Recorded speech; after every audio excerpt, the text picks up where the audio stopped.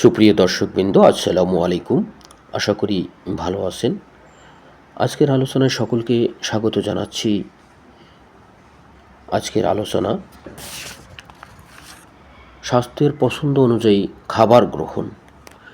মনে করেন আপনি একজন রোগী বা সদ্য সুস্থ অথবা সুস্থ ব্যক্তি, যে খাদ্য থেকে আপনাকে বিরত থাকতে বলা হয় আর এমন খাবারের প্রতি আপনার অস্বাভাবিক চাহিদা থাকে এবং স্বাস্থ্য ওই খাদ্যের প্রতি আগ্রহী হয়, তখন ওই খাদ্য সামান্য পরিমাণ খাওয়া, যতটুকু স্বাস্থ্যের পক্ষে হজম করা সম্ভব হয় ততটুকু গ্রহণ আপনার জন্য ক্ষতিকর নয়, বরং কোনো সময় এটি উপকারী হয়ে থাকে।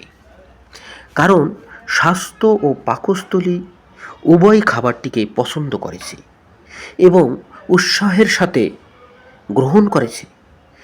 তাই খাবারটি আহার করার কারণে ক্ষতির যে সম্ভাবনা ছিল তা ঘটে না।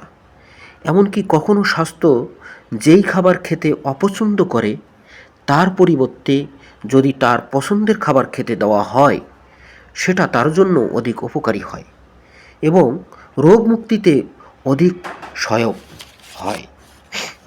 সকলের সুস্বাস্থ্য কামনা করে আজকের আলোচনা শেষ করছি। সকলকে ধন্যবাদ।